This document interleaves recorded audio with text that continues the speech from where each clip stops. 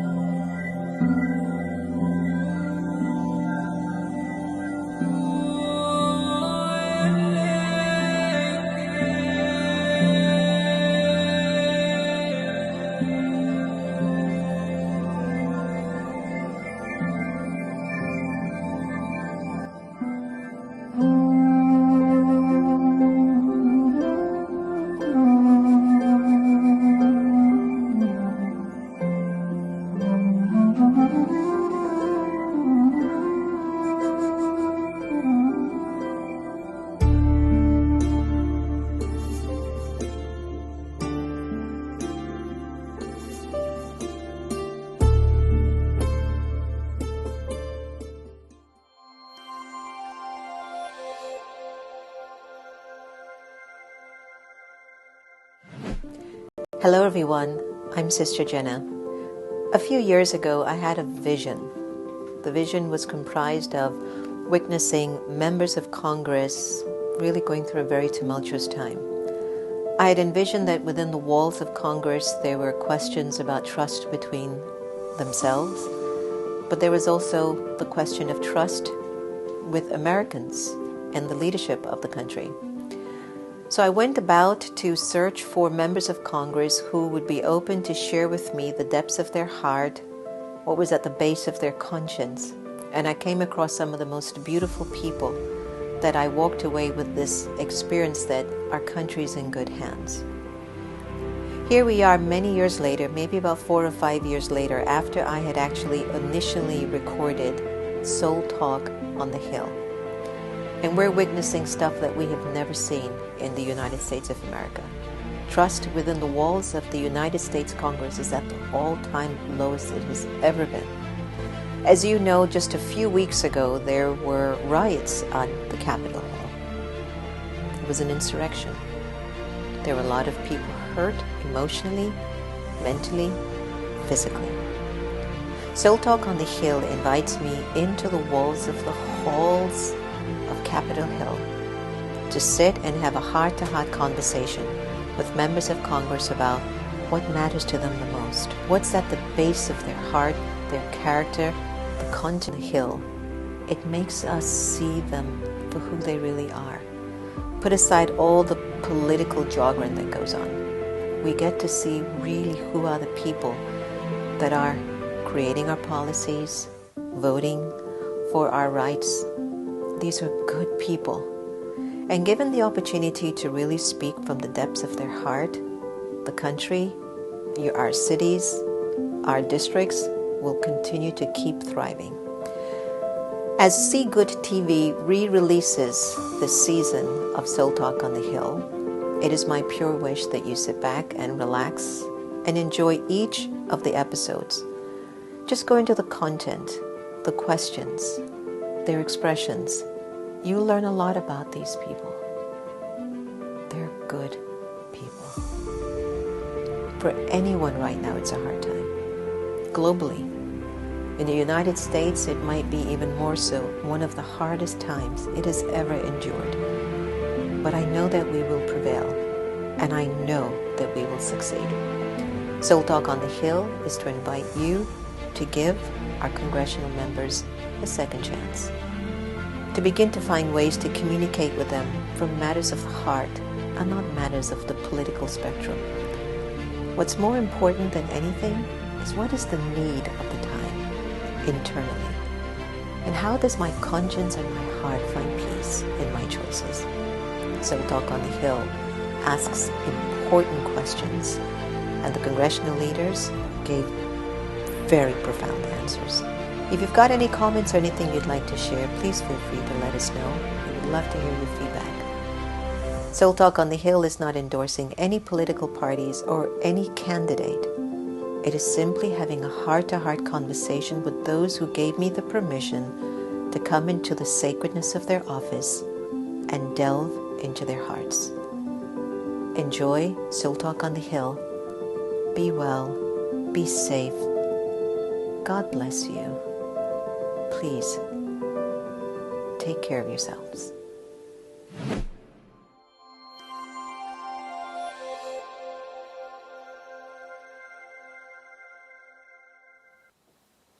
Hello everyone, welcome back. I'm here with you and you're there over there, and we're doing our 6 feet of social distancing and maybe much more.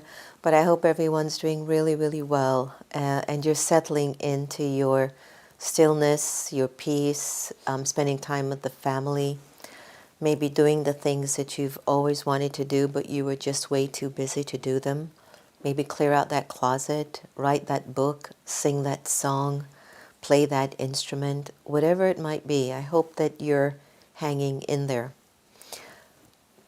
Today's conversation, I think, will be an important one because we want to find ways and tips for us to be able to speak to our family members, our children, our friends. How do we get into conversations now? Majority of times when we meet now or we go into a conversation, you hear somebody going, what times we're in? Oh, how dark is it? Oh, what's happening? My daughter got COVID-19. Oh, my husband has that. And it's just permeating our consciousness in such a way that without us knowing, we could be moving towards depression or just total giving up on ourselves. But there's hope. I was on a beautiful Weaver call, and if you don't know much about the Weaver movement with the Aspen Institute, please go to weaver2020.org. There were about 30 of us on the call, and these are individuals who are in service to humanity. And now, of course, everyone's using social media, or Zoom. I think everyone's using Zoom. And on the call was also David Brooks from the New York Times, but also the creator of the Weave the People movement, Michael Scholar, who is the Director of Communications for the Weaver movement, and a host of individuals from around the country.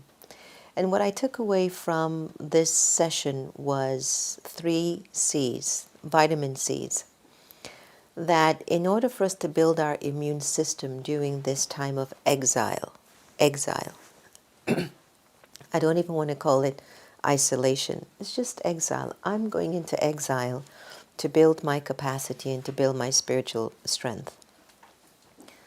And so with the Weaver movement, they've actually galvanized people from around the country to look at ways in how they can connect more in service, to help the other person to rise, and to weave more of this narrative of love into our culture.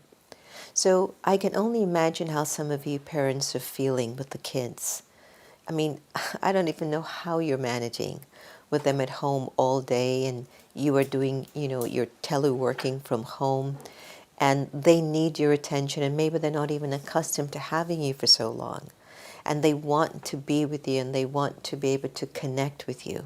And you're struggling, because maybe a part of you also wishes to connect with your children, but you still have work demands, even though they're seeing you at home. So our conversation today with Bishop Carlton Pearson, who I met in Denver for the America Meditates Mental Health Summit. From the moment I met Carlton, I could feel a very deep resonance with him. We're going to get him on shortly. We have a special surprise. His daughter, Majesta, who's going to be doing a beautiful song, one of my favorite songs, at the end of the program, will be also with us this evening. So what I'd like to do now is just hold a moment of stillness with you. And I'm just checking in. Are you okay? Is everything all right? Are you settled? I know things are changing, and I know we are changing as a result. But this is our time to come out a better humanity, a better person. Yes, it'll get a little bit difficult. All of our old habits and old ways of being is going to come to the surface of our minds. But just hold tight. You know, it's like a bodybuilder. At first, it's really painful when you first start to build up those muscles. But eventually, when you stick in there and the muscles start to get shaped, you're pretty confident at how you're kind of reshaping your whole body, you know. So we're in a spiritual gym, and we are building our spiritual muscles right now, and we're learning to be more patient. We're learning to be more faithful. We're learning to let things go. Things that were very petty are no longer important. We're learning to pay attention to what is important to us. This is a very powerful time for all of us on the planet. This isn't just America going through this. Italy, India, Spain, China has been through it, Russia. I mean, every country is basically going through the same vibrational questioning, but also internal exile. And it's interesting that the best remedy for this virus is for you and I to stay at home and keep ourselves clean. There's something very spiritually connected here. So why don't we practice a little bit of letting go? Just let go of all of these little issues and situations that you just couldn't change, and let go of having the fear of not knowing if you'll have a job or get your paycheck. Why don't we just settle into just this moment right now and just be? Here's letting go meditation.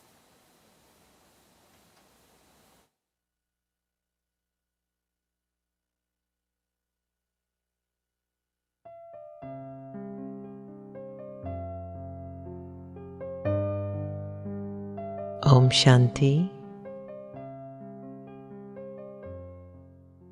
The time that we choose to be aware doesn't necessarily require me to just sit and meditate. But even while I walk and move around, I can be in a meditative awareness, which is awareness of the soul, the original, eternal, imperishable being of light. For a little while, I'd like to invite you to be present, to be here, and to be now. Allow your mind to settle in the moment, to relax. This meditation is about awareness. It's about becoming aware of your original and eternal self. It's about connecting to your truth.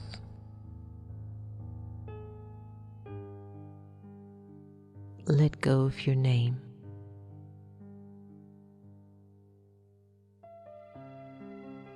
And observe yourself feeling nameless.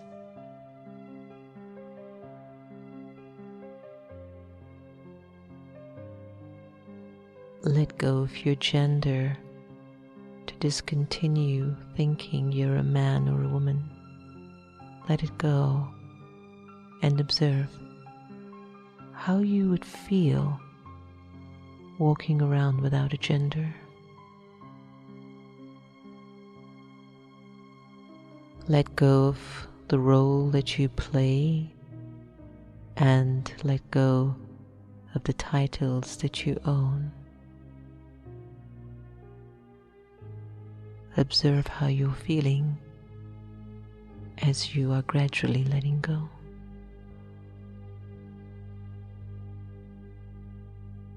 Let go of your religion and put it aside just for now.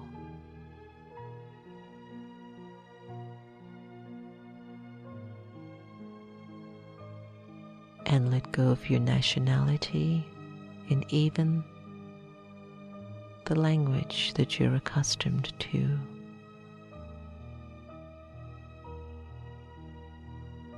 Imagine you have no name, gender, role, title, religion,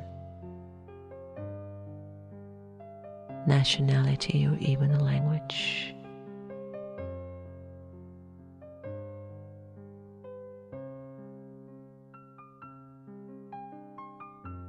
Ask yourself,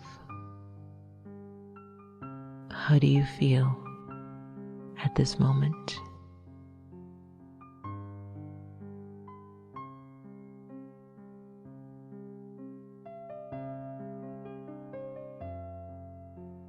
And in this feeling, who would think of you and who would you think of?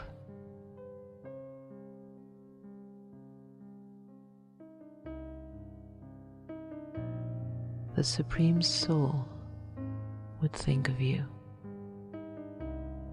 and you, the liberated soul, would think of the Supreme.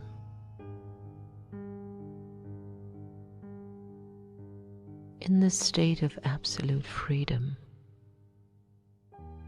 I am truly who I am.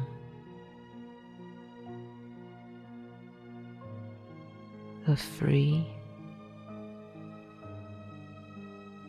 peaceful, pure, immortal, and eternal soul.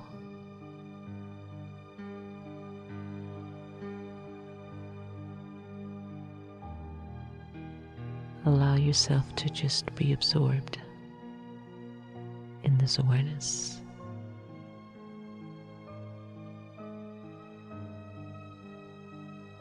At this time,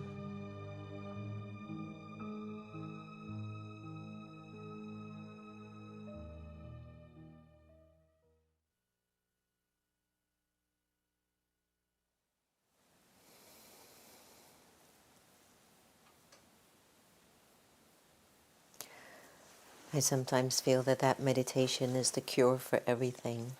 It really centers you and gets you back to your true sense of self. One of the main reasons why I produce that specific meditation is that our peacelessness is coming from our attachments to name, gender, role, religion. And if it's not working out, it's just going to give us so much peacelessness inside.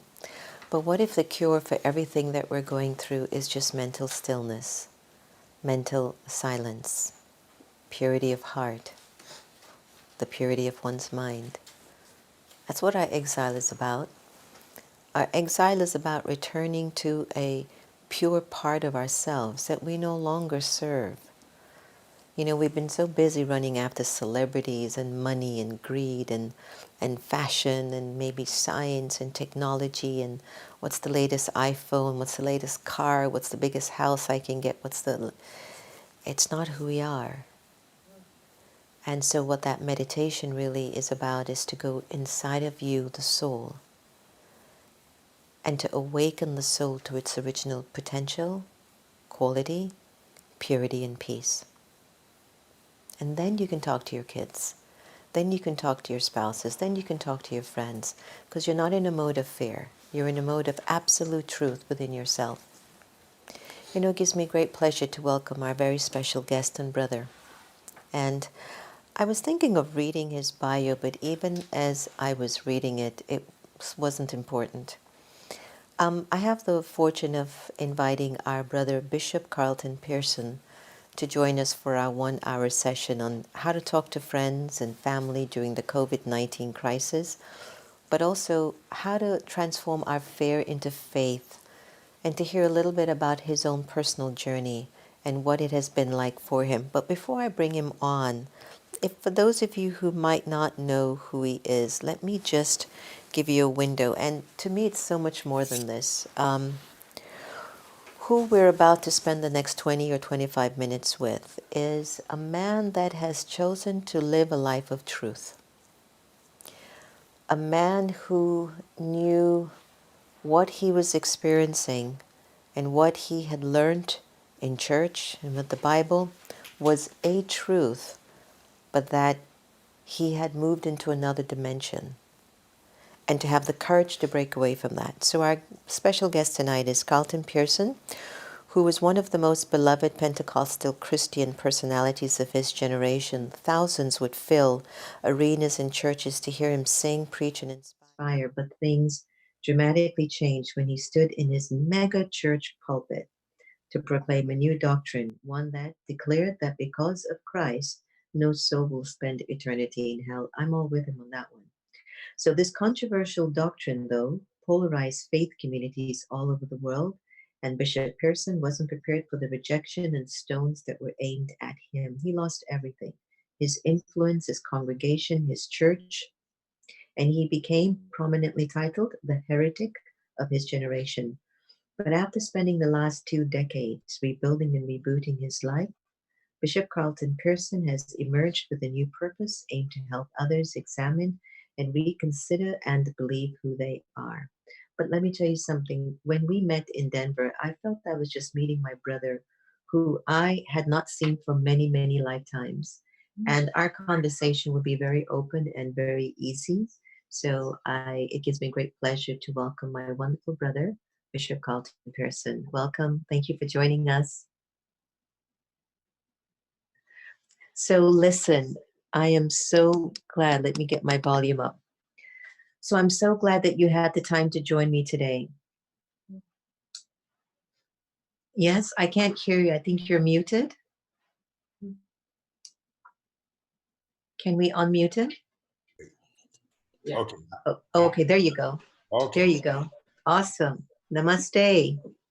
To you as well. Thank you. I absolutely recognize your divinity. You know what? Didn't we both felt that when we were in the car together? Lately, I've been feeling, I've been running into my ancestors. It's like they're gathering around me to encourage me. And the one that has never shown was my grandmother, who was my goddess. Once and others, but I mean, everywhere I go to minister or to speak, somebody comes up to me that looks just like somebody I love. You're the first one and the only one who has looked so much precise. I just took a couple of pictures of you, like my mother's mom, who's been gone since '64. She made her transition. Yeah. But you remind me of her energy, of her spirit, the way you wear your hair. It's like it's like she came back to tell me I'm okay. You know, I think that we're all going through a sort of a revisiting of our past to make sure that we're like sorting it out and clearing it up together, you know? Yeah. So, you know, today's conversation will be a little bit about how we actually talk. There's a lot going on, Carlton, as I'm sure you've seen, right? Yes, ma'am. There's a lot happening out there. And maybe I should start with asking, like, how are you feeling personally about it?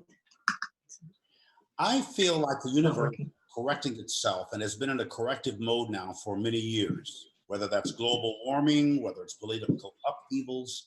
I think we all have to make the change, manage the change, and ultimately master change, because it's on us without our permission. But it has a mission and it has a goal. And it's now to our objective to go and grow with the flow, even when it becomes a flood. It's always about going and growing. The culture is in crisis. The country is in crisis, but consciousness isn't. Consciousness is awareness. And Now, didn't the consciousness create the crisis? The collective consciousness of people who are unaware, like everybody even saying, make this go viral, make this go viral, make sure this goes viral. It's like we've been collectively begging viruses to come. So one came, and it's I never thought of that. You know, every other Texas, please make this go viral. This needs to go, oh my God, this needs to go viral. Well, it has, but it's not the virus that people thought. But it's a wake-up call. It's not a final death sentence. The vaccine doesn't cure, it only treats. Right. And the virus itself may not kill you, but it will obstruct your flow for a while. So we don't want to put a period where the universe has a comma or a semicolon. We have to be careful about how we use exclamation points or marks. We can make a mountain out of a molehill, and at the same time, you don't want to make a molehill out of a no-hill, because we are on a hill. We are dealing with stuff.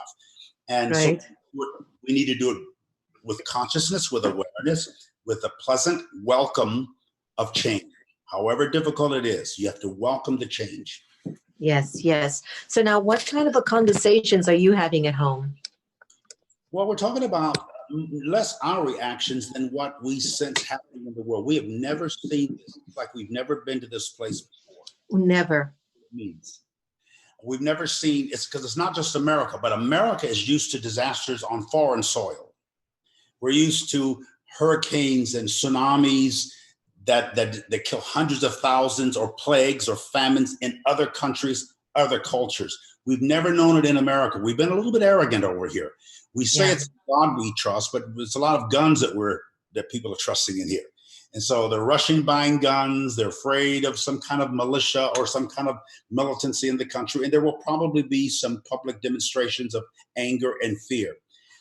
It'll be the people who are conscious, who are not walking zombies. You've heard all these movies about The Walking Dead. What's this preoccupation with The Walking Dead? That's a sign of the times. There are people walking around unconscious of their selves or of what's going on. They're moving about, doing things, but they're like zombies. This is an awakening. It's like a global awakening. And we're too polarized, and we want to drop bombs on each other. A natural disaster occurs that makes us think more about dropping blankets on each other rather than bombs. We start getting concerned about other people. Not only that, we need to be distant from them, but I say if you have to be 6 feet distant from somebody else, at least nod toward them, smile. How is that feeling for you? I mean, people come by and they see me, and it's like, you know, usually we greet each other with that loving gaze. We call it in the Brahma Kumaris drishti. So I go inside, I go to God, and then I see the God in you, and I meet you through my eyes. So I'm used to that. But I tend to be also a little bit on the affectionate side. So I don't mind like patting your back or just like, hey, how are you? Yeah. And now we're told 6 feet distance, please. How is that making you feel? Well, these are all, it makes me feel suspicious of even the numbers. Like 6 is, in biblical numerology, is the number of the flesh, the number of sin, the number of death. Is that right? Yeah, we put people 6 feet under. The idea of, it's really sex, sense, death, flesh. So it's really a subtle suggestion that we are dying, or that we need to have death between us, or death around us. We don't just spell words, words spell us, and sometimes cast spells on us. So we have to be careful. And when I say a spell, that means you're into some kind of enchantment, or you hear a chant, whether that's like, you've heard of the Gregorian chant, the repetition of a sound, a beat, a syncopation, a cadence or decadence, death. We're wrestling with these terms, and they are affecting us chemically and on a cellular as well as spiritual level. So our conversation is important because we need to guide people through this chemical upset in the earth. This is either biological or psychological warfare, and we're trying to psych ourselves into it and psych ourselves out of it. And we need to focus on our essence, which is our permanent rather than our accidental selves. How would you speak to kids under the age of 16 about what's going on, or why they can't go outside, why they can't play with their friends, why grandma can't come over? How would you talk to them? I say to the young people, this is your world. This is your generation. This is your creation. We spend a lot of time with iPads, iPhones, and iClouds. They're very accustomed to this. They're not reacting the way we older people are because they're used to. Who are you calling old? The senior citizens there in the room with you. I'm a young man from another part of the. Yeah, I got you. I just turned 67 last week, so I'm feeling. My 90-year-old mom is right here. She lives with me, and I'm dealing with the generational bridges and brandings, and dealing with my physicality, my psychology, my biology, my spirituality, my sensuality. These are all, and sociology. These are all things that are crowding on us right now. How can I be socially kind? I need people. I want people. I love to be around people. Then I love being away from people. Distant from people, don't want to hear a sound of a human being. I love them both in their right place. Right now, I'm looking at the leaves coming back on the trees because spring is coming. Yeah. It's green, but I endured the leafless trees. I live around a lot of trees and a little pond here, and I love it when it's in season, and I accept it when it's not. It's cold, skinny, and ugly, and somewhat, if you compare it to the lush greenery of the springtime, and I'm welcoming every season. This is just a season. It will pass. Embrace the season and be embraced by the season. For some reason, the universe has ordained or ordered its existence for a divine purpose larger than all of us. You know, I've been thinking about the fact because of social media and technology, now the whole world is sharing the same collective karma. You know, World War I, World War II, if there were famines, you would hear about it maybe 3 months later or a month later. You'd get a telegram, so-and-so is having a war over here, or this and that is happening. But here, Carlton, everyone at the same time vibrationally is feeling this energy. And it is upon us, spring. Nobody can go to the cherry blossoms here in Washington, D.C. And it's as if the universe is saying, almost to some extent, you can't even enjoy the nature right now. I just need you to hunker down. I need you to go inwards and look deep inside of yourself so a better humanity can emerge. And I'm not sure if everyone is feeling that, but I was talking to some friends the other day and I went, it's the best time of the year. This is the time that everybody wants to go out and enjoy a walk in the park. And everyone is told, stay home, or else the virus is going to spread, and we can't allow that. How do you look at that spiritually or religiously even? I know there are two stories there. The idea of staying home, it's the other more important message is going home, going back to your original ideology or the original idea that spawned your existence on the planet. Why are we here? We're around people that we live with, but we're not interacting with them in the home. There are husbands who work or wives who work, and now they're both in the house together all day and they're about to blow each other. Yes, I've heard a lot of calls. The kids are here, the dogs are here. We're forced to interact and to be confrontive without being combative, because things we've ignored by being separate are now we're being confronted with us. First, it's unity. All we have is each other. Yeah. Most people prefer to be around their friends and their family. So we really neglected family. And the house has been only a place where everybody sleeps. People want to go and eat maybe. Parties and get out. So we're being forced to accept our human existence together. And it's an in-your-face thing. I mean, it's on the news, it's in the media, it's on your cell phone. Nobody can escape this. It's all over. So it says stop, pay attention, pause. Don't park where we are, but just pause where we are and seize the moment and be seized by the moment and the momentum. There's nothing but growth. This is growth, expansion. It's very powerful. There's a saying in the teachings of Raj Yoga meditation that charity begins at home. Yeah, scripture too. And sometimes we struggle with being charitable with the ones that are closest to us. Any reason why? We're mostly intolerant of the people we love because there's this expectation and this sense of entitlement. And familiarity too, right? Breeds contempt. Yes, Right. we've gotten so used to being excused and excusing loved ones from the responsibility of love. We assume love and presume that they don't like us. Most people don't feel liked; they only feel loved. They'll say, "Oh, I don't feel." Wow. Say that again. I Most love that one. most people don't feel liked. They do feel love from their parents and their spouse and their children and their siblings. But most of us, even when it comes to God, feels inadequate, guilty. There's a sense of criminality or shame or inadequacy. And so we're now being forced to say, okay, I know you love me, but do you like me? But do you like me? Do you like being in my presence? Because when you say, if I say, I love Sister Jenna, I am saying I love the part of myself that I experience when I'm with you. Right. At the same token, if I said, I can't stand Sister Jenna, I'm saying I can't stand how I experience myself With when her. I'm with somebody. So the only Yes. you'll ever love, not love, like or not like, is you. Yourself. Absolutely. So when it comes to being at home then with everyone all up in your business, how do you talk to them now? Especially, I'm concerned because a lot of the mothers have been calling me.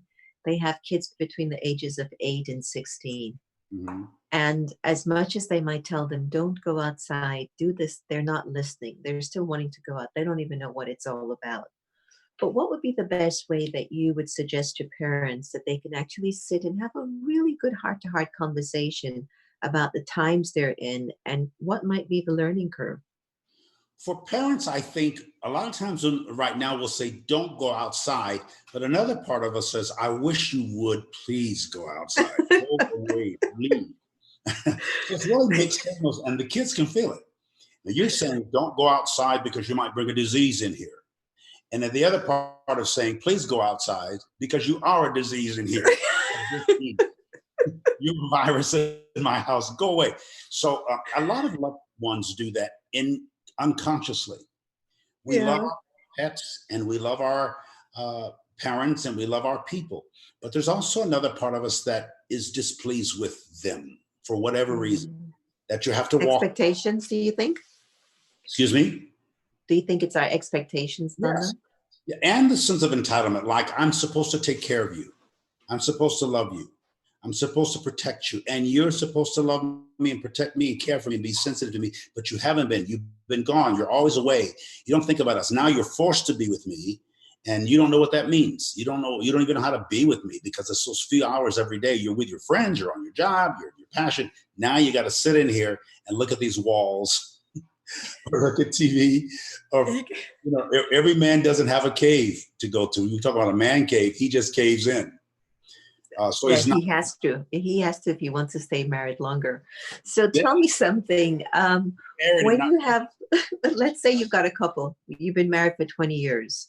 Mm-hmm. Both of you, maybe on average, in a week, you spend maybe 10 hours together for the whole week. Yeah. Now you're spending almost 10 hours a day together, 12 hours a day awake together. And let's say there are feelings inside of both of you that you are not able to articulate with the other person, with your spouse. How should a couple start that conversation, especially when they know they've become distant from each other? And work and the kids was simply a distraction and a support to just not give them the permission to confront each other. How would you suggest that they should start to talk to each other while they're at lockdown or exile? Well, you start with thinking out loud, with dignity, with tact, taste, and timing. You have to be. For instance, if the mother is a homemaker and is usually there, she runs the house, she plans the meals, she plans the structure and the flow of the house. Now you're there as the husband or father, and you don't know the flow, and you don't know what she does and has been doing all this time.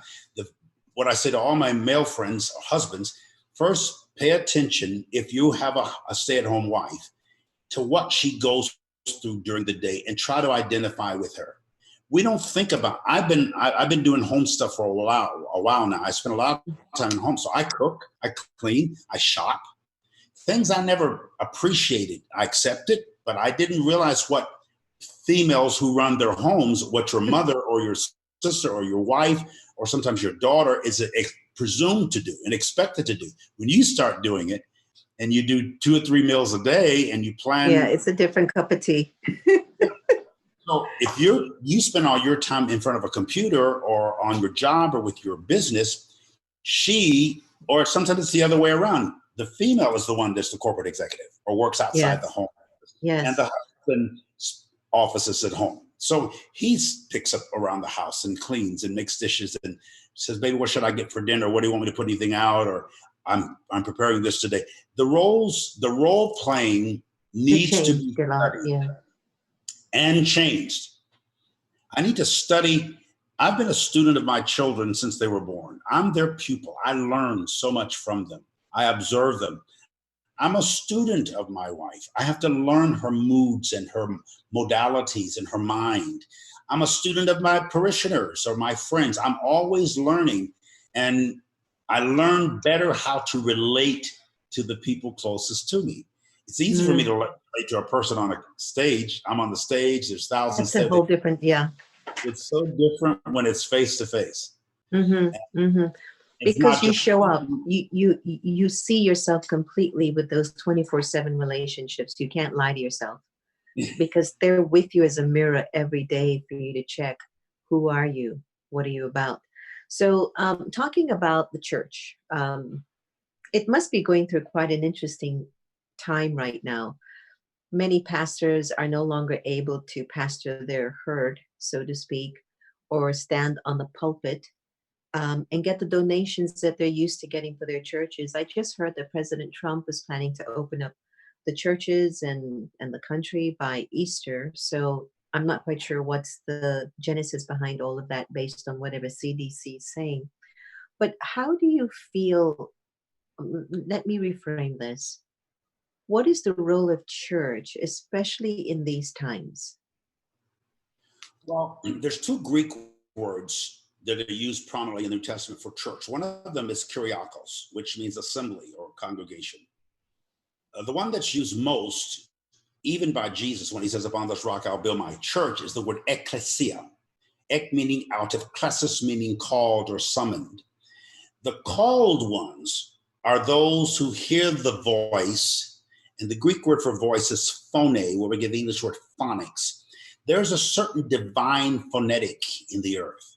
There's the phonics of the divine and of spirit that it doesn't matter what your religion is or your particular denomination or persuasion is, you hear that sound. And you are the church that responds. We got to get away from just having church or even doing church and being the church. Where so many preachers like me get a lot of our self-worth and self-value from our performances on Sundays from the pulpit. We're used to the adulation of the crowd. They listen to us. They respond to us. They say amen to us. And we're doing our thing on the stage for 45 minutes or an hour. We Pentecostals are there 2 hours. And so I find out that a lot of my brethren, I say, man, I don't know what to do with myself, my time. I'm so used to getting up every Sunday morning and getting on that stage or getting into that pulpit on Sundays or on Wednesdays. My crowd's gone. Then you also think the offering is gone. And when you have older congregations who don't know how to pick up their cell phone and make an offering, they're used to maybe writing a check and sending it. So the offerings are sluggish, especially for the older congregations. And there's a spirit of fear. I think the church is having to reconsider the organization and the institutionalization that has pretty much deteriorated its spirituality. We're more into organization than organism or organic or orgasmic experience when the Holy Spirit, as I say, the Spirit of God just bursts in your soul, it bursts in your mind, bursts in yourself. And then there is an organic process after that. Then you become an organism, a living entity. Then you organize. But what happens is all we have in many churches anymore is organization, structure, no anointing, no energy, no spirit, nothing orgasmic. I think the church needs some spiritual hormone treatment. And tell me something in terms of that. Have you spoken to some of the pastors, and what have they been telling you they're feeling? They're afraid because they're wondering if the congregation, and I'll tell you something that most preachers won't admit. But every Sunday I stood before thousands for years. Wow. And every Sunday I wondered if they'd come back next week. Every single Sunday. I've spoken to a lot of my colleagues who have big crusades and venues and auditoriums and stadiums. They're always afraid that the crowd won't come back. And the other thing they're afraid of is, will the anointing show up? Will the Greek word for charisma, for gift is charisma. Will my grace be there? Because I can't stand on that stage by myself. I need that special. So there's a lot of fear mixed in with our faith. And these are saying now they're getting comfortable with streaming services. We've always worried about that, those who are in the ministry, is because if a person could stay at home, have a cup of tea or coffee and in their bed and watch me on TV and not have to worry about parking attendants or parking places or spaces getting in and out of the parking lot. I'm talking about for mega churches, standing in line, rushing in, trying to get a seat. They say, I can sit there in my drawers and listen to this man preach and love it. And still get something from it. And when they get ready to raise the offering, I can turn the TV off. So my preacher friends and I are discussing, what do we do with this new modular crowd? Yes. What's coming up in the conversation? Yeah, who may not come. But cyber is the way of the future. I have a friend that wrote a book called Jesus in a Digital Age. And it's a powerful book. And he lives in South Africa. Is going to be doing a special on it on Friday, just talking about it. I like the book so much, I audio recorded it for him. Where does Jesus fit, or where does religion fit, or where does spirituality fit in such a profoundly scientific world? I think of Eve, who said, supposedly in the narrative, the Hebrew scriptures say that a serpent, a reptilian, spoke to her and said, you won't die if you eat of that tree of the science, which is what knowledge means, of good and evil. You'll become like God. For some reason, she was intrigued by that. We've always given Eve a bad rap. She is the one that said, I'm not satisfied with my spirit. If I can become more like God, or more godly, or my godness, or my goddess by eating from that tree, I'm going to experiment with it. And when she did, and she's the one that got us into New Thought, when she did, then she served some to her husband. But she was the one that was curious enough. Adam was obedient, but Eve was curious, and Eve was adventurous. Eve, the theme, and the King James 16th century English translators translated the word Chava, Hebrew, for mother, or mother of all, to Eve, like evil or evening or darkness. There's a subtle nuance with naming her Eve, because that is a suggestion that the female is evil. That's why we've been mean to females culturally, globally, for millennia. That is being corrected now. But I'm glad it is. I'm glad it is, because I think finally, Yes, I'm glad it is. I think that's why I've been observing and spending more time with women who are spiritually empowering themselves. And I've seen that because of their spiritual empowerment, they're inspiring men to change without saying a word. And I found that to be a very, very powerful form of transformation. You spoke about fear and faith, and I know we're going to come to a close because we're going to get Majesta on, and I can't wait to have her come on in a minute. She's ready. And there are questions, I think, out there for you. But before we just get into some questions from the audience, talk to me about the best way to remove the fear and the anxiety that we're going through now, where faith and love is at the base of the soul. Fear is faith in reverse. Fear of a serpent is faith in its power to destroy you. Fear of a storm is faith in its ability to disrupt you. So fear is energy, and so is faith, and sometimes they run close seconds to each other. Some people have more faith in what they fear: a virus, a sickness, calamity, economic collapse, defeat, than they have in the positive reinforcements of faith toward a positive ultimate end. Many so-called Christians or people of faith or believers fear God as much as they faith God. Wow.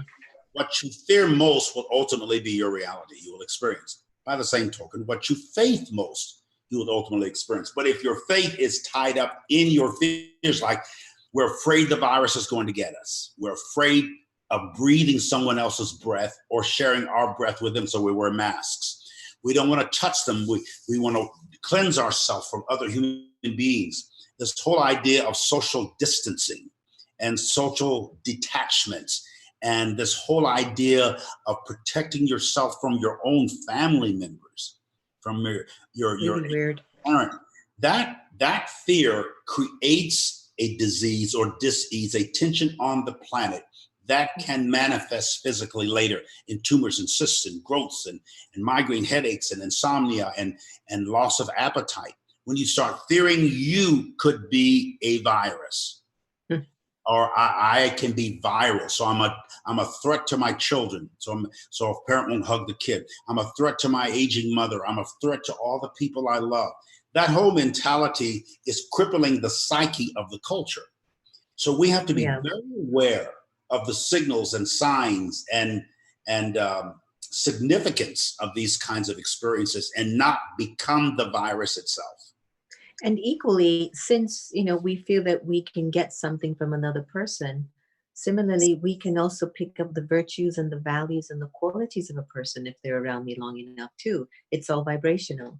But if we're focused on the fear and the dark and the gloom, then of course that's what we're going to feel is our reality. Before I go to questions, what's your definition of soul, Carlton? Of soul? What is the definition of soul to you? Soul is the essence of who I am. It's my immortal, immeasurable, immediate, immanent self, the immutable part of me, the part of me that does not change, has always been and will always be.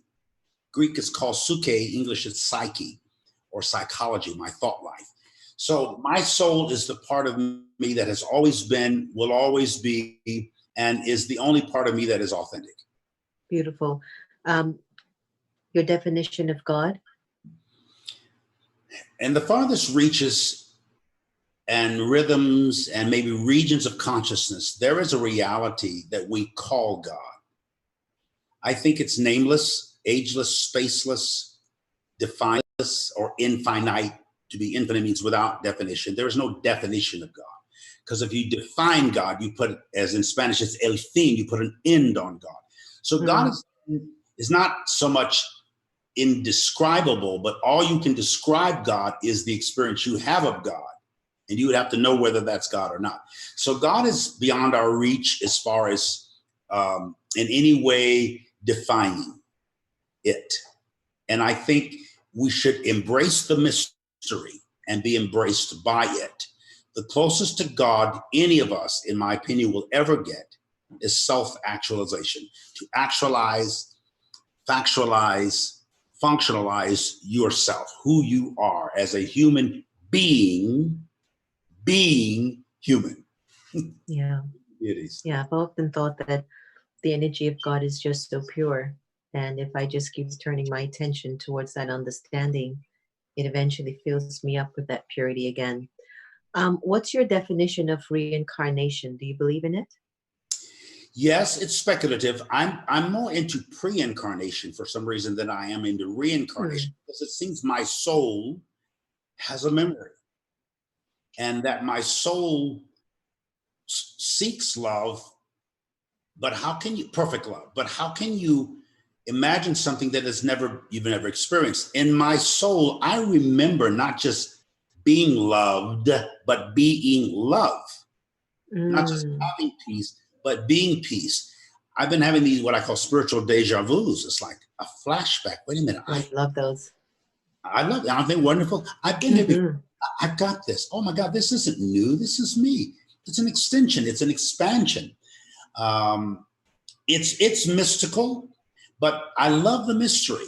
I don't look always trying to find answers, conclusive answers to a lot of things anymore. Right, right. Because every time you have a realization, you realize you didn't know anything before.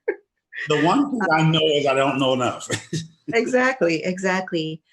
My interpretation of reincarnation or rebirth is that the soul is such an eternally pure energy, and it has to live out. It has to come into bodies, play out the parts. When it's done, it moves on, plays another one. But it gets to a particular point in its life that it's holding a lot of memories of the past. And we can see what's going on with people and their personalities. You know, we're holding on to some old stories.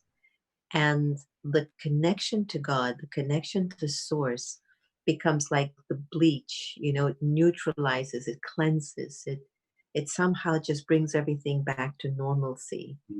And we start to radiate our purity again. And I feel as if the times that we're in, Carlton, they're calling us to have this love link with source so we can sort out all these past karmas that are sitting in us, you know, because intellectually we're not able to do it. It has to be a soul experience. Santosh, do we have some questions for Carlton? Yes, Suhani shares, how do you communicate respectfully to our senior parents who sometimes struggle to comprehend what is happening as with children excited for this discussion? Did you hear that, Carlton? No, I didn't. How do you communicate with a senior parent in the home during these times, especially when they're just not able to understand what's going on in the house and why they can't leave? Well, touching and embracing is very important. When my mother, she's 90, she's in the beginning stages of dementia. She gets sometimes very disoriented. She'll watch the television, watch the news. She gets confused with what day it is.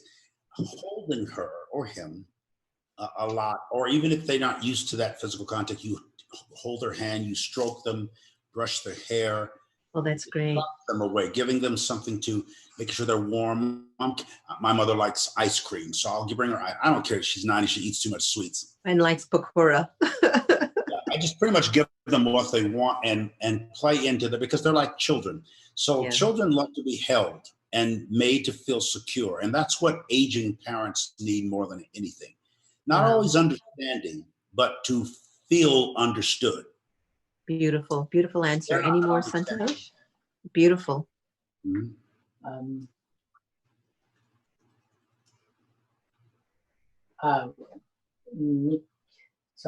Vivian shares, he loves what's a nice speech, and Vivian's loving whatever we're saying. Go ahead. What's the question?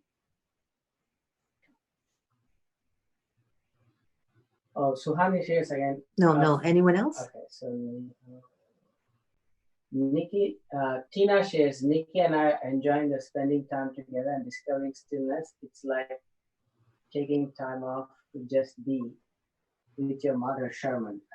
So a mother and daughter are spending time together and they're just enjoying the time of being together and sharing. So it really is a time to come together and be with folks that you would have never, ever spent that much time with, I have to tell you.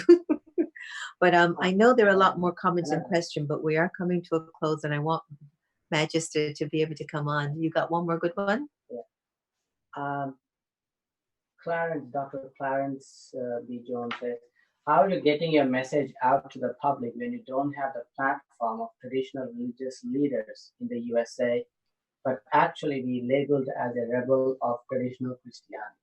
So Dr. Clarence Jones is asking, how do you get your message out to a platform when you don't have a traditional platform anymore? How do we get our message out? Well, the immediate platform is cyber. I mean, that's how everybody you can reach the whole world in seconds. And I believe this, I can't prove it. I believe there are people on this planet whose soul is assigned to your message. Mm-hmm. They're waiting for you. We don't just have a testimony, we are a testimony. And when you go out into cyber, You're there, and they're waiting. There are people that are just surfing constantly, waiting for your voice, because there's a certain sound that you make in the earth, in the universe, and they're listening for that sound or waiting for it. And they don't even know what they're waiting for, but when they hear it, they'll know it. No, that's so true. I get that. My very dear friend at Unity of Washington, D.C., Reverend Sylvia Sumter, always reminds me of that too. Well, I can't end the show without bringing your beautiful, wonderful daughter on, Majesty, and have her come on and maybe just say hello and sing us into a beautiful closing of her meditation. Majesty, are you there? Yes. I'm here. She's Oh, gone. good. Come on, come next to Dad. Let me see you. Look at you. Hey. Dad, don't leave. Don't leave. I've enjoyed you so much. And as we've been talking a lot about the current times that we're in, and I'd be curious to even hear a little bit, like, what have you learned so far with what you're witnessing going on at a global level? At a global level. Well, it's the first pandemic I've ever experienced, aside from, reading about the viruses and the flus that came before my time. So to be like living in this time is super crazy. It's so crazy. It's like a little numb because, like, you're right, Pops. A lot of our generation, we are glued to our phones and social media, and so like the lack of actual connection is something we have been growing more accustomed to. Right. So, but as far as like the economy and things, like for what our future could look like, it's scary. I'm relying, a lot on my parents and what they know about the economy and all those things. It's a little weird. It is a little weird, but I think you've got what it takes, because through your music, you've been wanting to educate folks. You were on a reality show called The Four, and everybody thought you should have won. And you're also the beautiful daughter of Bishop Carlton Pearson. And you have a very beautiful voice, which is where we first met in Denver. Yes. And connected on that. And so when the offering came that you'd love to sing one of our favorite songs by India Ari, I Am Light, there is no way I could have said no, because this would be the perfect way to end our conversation tonight. Oh. And Bishop Carlton Pearson, thank you for this time. Can we do this a little bit more often next time? Have a little bit longer time to just play and be naughty online in the future? Whatever you tell me, I'll do it. You're such it was just great. I just want to thank you so much for taking the time. I adore you. Thank you so much. Me too. All right. Take us to God, Majesty. Come on, let us go up and go into the light and feel absolutely complete. We love India Ari. She's precious. Me too. I love her. The call to action for us, I guess, would be to use our talents and use our passion to help spread love in this time. So I'm happy beautiful. to do that today. Thank you. I am light. I am light. I am light. I am light. You are light. You are light. You are light. You are light. And I'm not the things my family did.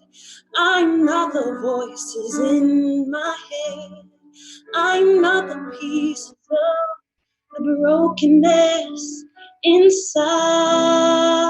I am light. I am light. Whoa, whoa.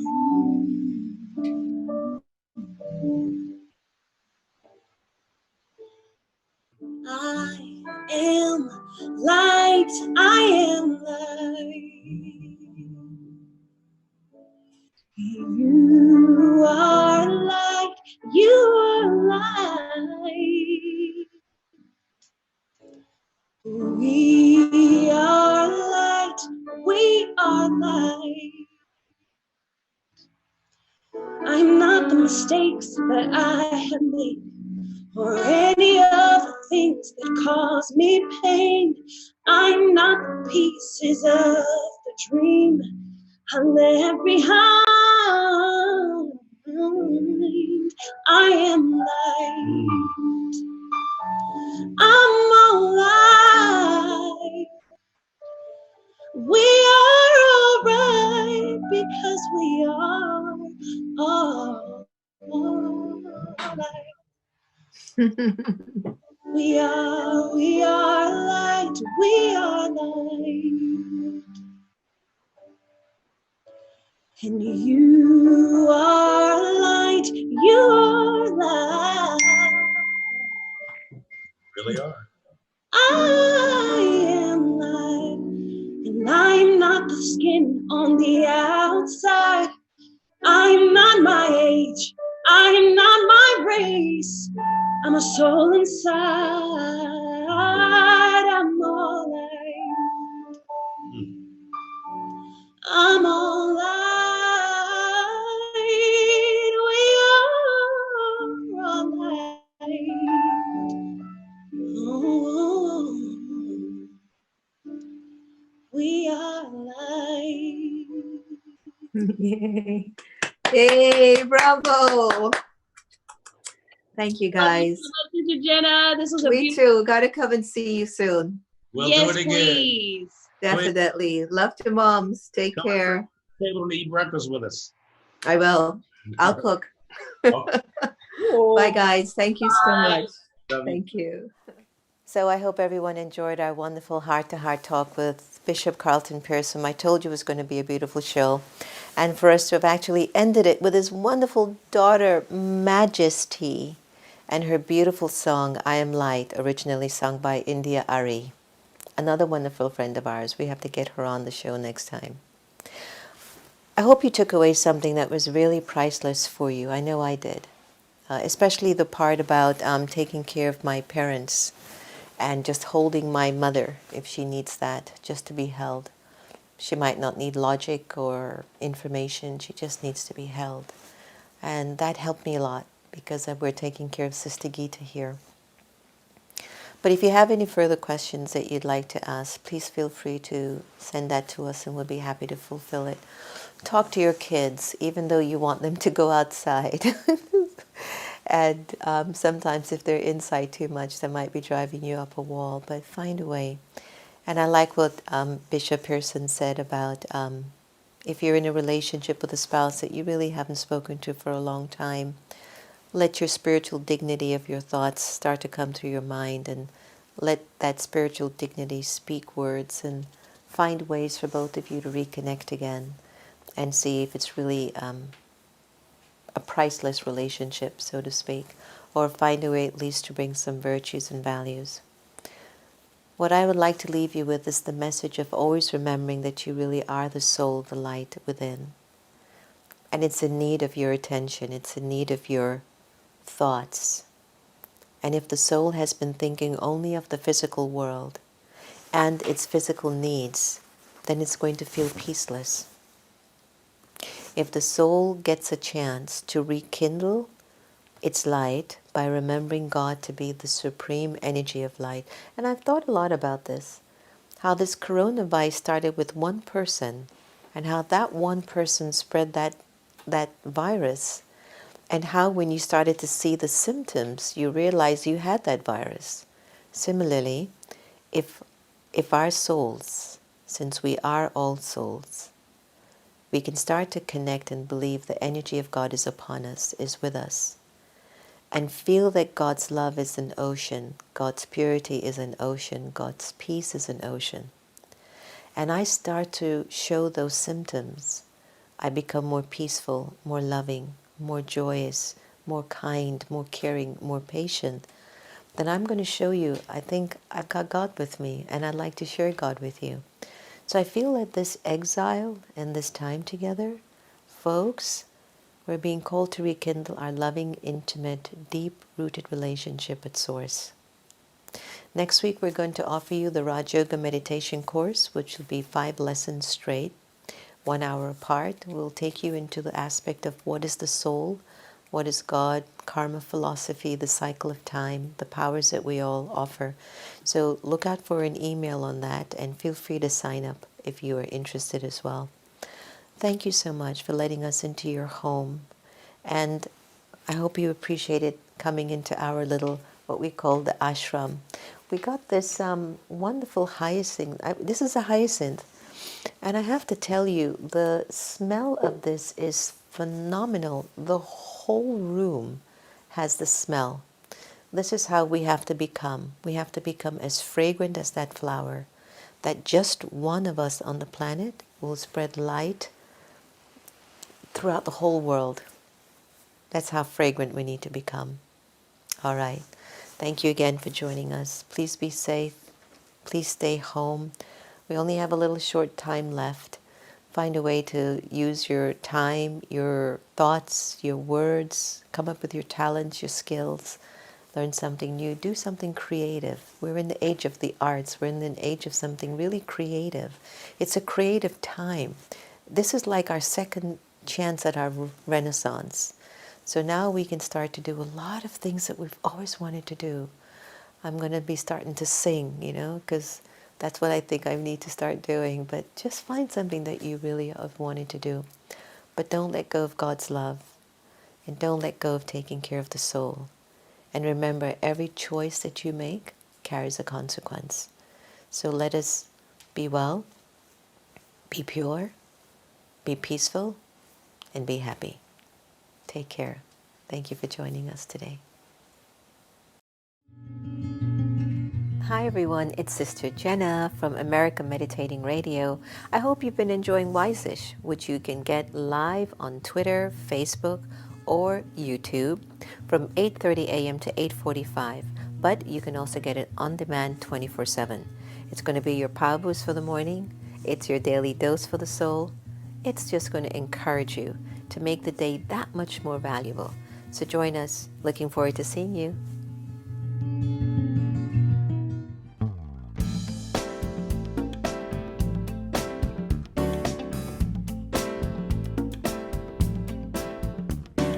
Thank you for this day, Spirit. Thank you for this day.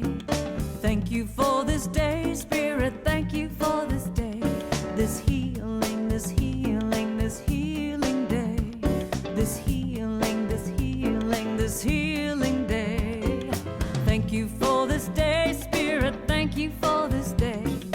Thank you for this day, Spirit. Thank you for this day.